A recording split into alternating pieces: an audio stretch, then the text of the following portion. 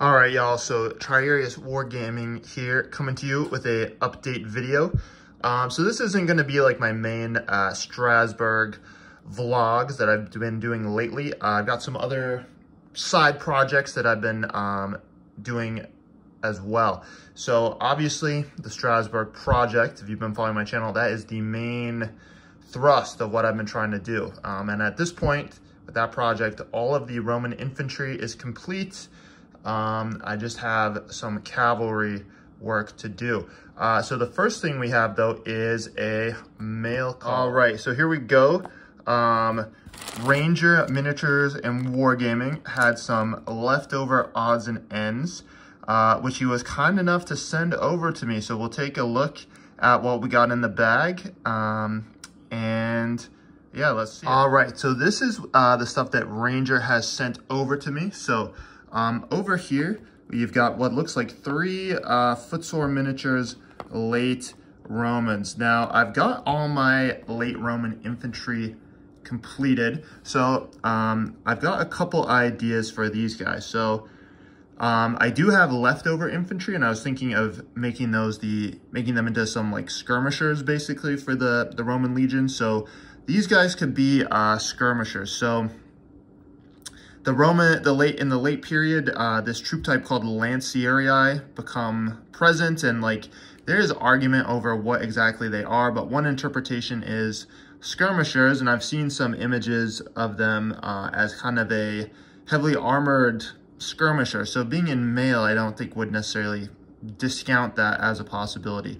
So that is one option, have them integrated into the skirmishers.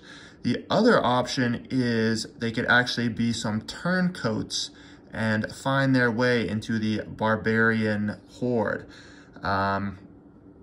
So my barbarians, some of them are very distinctly, Western Germanic, I would say, the way I'm modeling them, but I want them to also be suitable for other people's like Goths. Now, at this time, the Roman army and the barbarians, in some ways, their dress is converging, and many barbarians would have fought in the Roman legions before returning to Germany even. So it's definitely within the realm of possibility you would have barbarians dressed up in the Roman fashion in the barbarian armies. And especially the Goths, throughout their time period, they'll be integrated into the Roman army themselves, such as at the Battle of the Frigidus, where I think there was potentially 10 to 20,000 Goths in the Eastern Roman army. I'll have to look it up. I can't remember off the top of my head. And also, there would be many deserters joining the Goths as well. So there would totally be nobles with Roman equipment they'd acquired somehow, Roman deserters, even potentially Roman mercenaries finding their way. So that's where those two guys will go. These 3 guys will go. They'll either be part of the skirmishers that I'm going to put together, or they will be integrated into like some of the veteran barbarian units. So over here, so we got 2 more late Romans from Ranger, and these ones look to be foundry to me. So yes, I think they could, this guy I think could be integrated into their Germanics. I think the footsore ones are going to be a little smaller than Victrix, but I think they would mix in. The foundry I don't believe would mix in with Victrix, so I think he's going to have to be with some of my footsore Germans. I don't know. We'll see. We'll see. This guy is kind of an officer type, and he, to me, does not look like he would be appropriate in the barbarian ranks. So I believe he's going to form part of a command base. And I think he'll actually be on the command base of Julian himself. All right. So the other 2 figures that Ranger has kindly sent me are mounted horse archers. So these are going to be super useful for me. So one thing in our discussions that has come up actually is we're increasing the number of cavalry models than initially planned. And especially when I was thinking about doing this project by myself, cavalry for me are always kind of a sticking point. They take a little longer, so I was kind of keeping the cavalry size a little smaller. But now that Ranger's on board, and I think it's a great idea, we're actually expanding the cavalry model count to be more reflective of the actual numbers. So I've got 6 horse archers done, and I need to expand that to a total of 12. So I did buy the Victrix horse archers, but those I knew those would not mix with the metal Aventine horse archers that I'd already done. So these guys are going to be I'm just going to add these to the horse archers I've already done. So now I've just got to procure 4 more, and I actually believe I have in my reserves, I have a number of more armored Aventine Byzantine horse archers. So I think those will be perfect to integrate. All right, so a big thank you to Ranger. All these troops are going to be put to good use in the army. All right, so now on the bench, we've got something very different. So these are Macedonians that I painted up some time ago. And why are they on the desk now? Well, they're actually going to be rebased and maybe cleaned up a little bit for Saga. So Saga, I think, you know, people are familiar with the Viking era stuff, but they also have an ancient version as well. And in the United States anyways, I think Saga is like the only really popular historical game. And there's a guy somewhat local to me who's also into it. And I also thought, you know, these would just be very convenient forces if you want to play a game of Ancients and you don't have much space. And it kind of has some interesting rule mechanics, so it could be interesting to get other people, you know, into it around me, basically. So I want to play those Saga games with him, but basically I did not want to. I have a bunch of ancient models in the stash, but I just don't have time to really paint up a whole force from scratch at the moment. So the idea here is to convert these multi-based troops into single-based troops for use with the Saga. And this is just going to be kind of the core of a force. I will add onto it with the Victrix sail, as well as buying a, you know, kind of a metric shit ton of late Roman and Germanic stuff. I also have bought a bunch of ancient, you know, this period ancient stuff as well. So these guys are going to be my Hypaspists, and these are going to be my Hearthguard, basically. So I have, so Hearthguard, I believe you purchase in groups of 4. So I have 1, 2, 3, 4, 5, 6, 7, 8, 9, 10, 11, 12 on that base. So I've got basically 3 points worth of Hearthguard there. In my phalanx here, there's 24 figures, and regular troops, I believe, you get 8 of them per pop.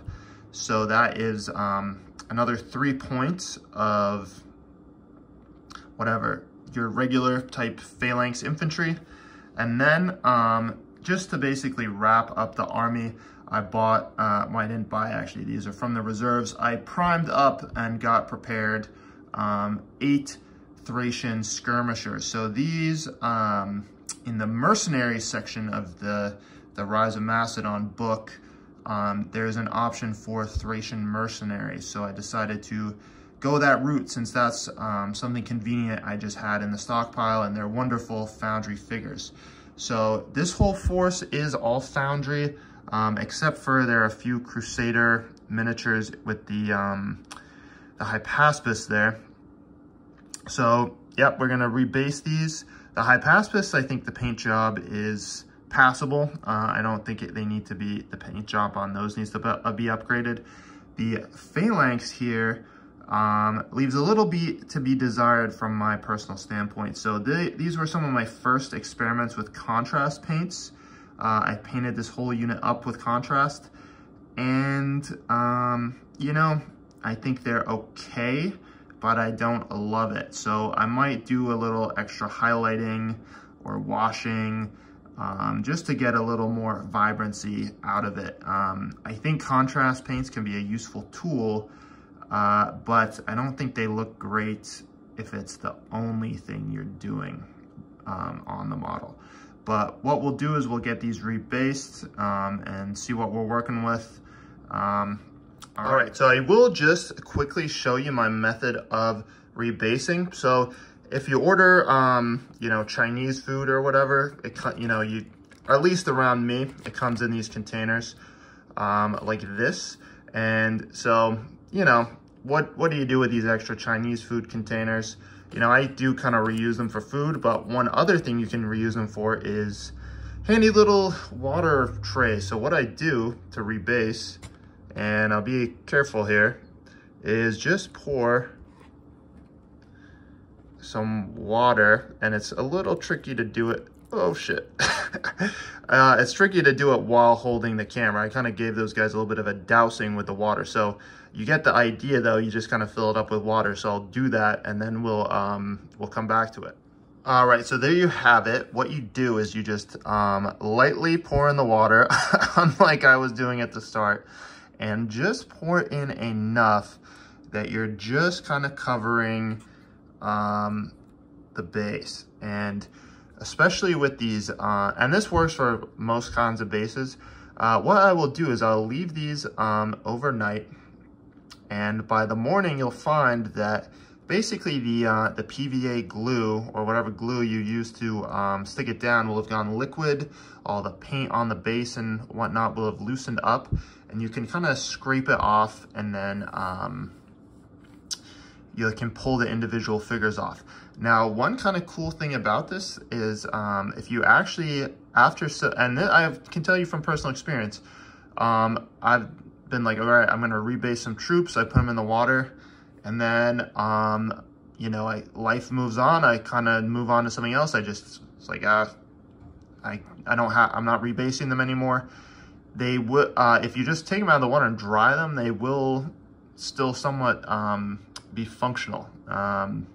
You know, it won't totally ruin the bases once they dry. I mean, I'm not saying they're gonna be perfect as before, but they won't look too terrible once they actually dry out. So that is it for me for today. We'll come back to it. I have also, the main thing I've been doing lately actually has been assembling Germanic warriors. I've assembled, you know, maybe like 150 of them this week so far. But I'm gonna be doing a whole video on Germanic troops. So stay tuned. Gonna be cranking out a lot over Christmas, hopefully, and gonna be getting this little Saga army set up.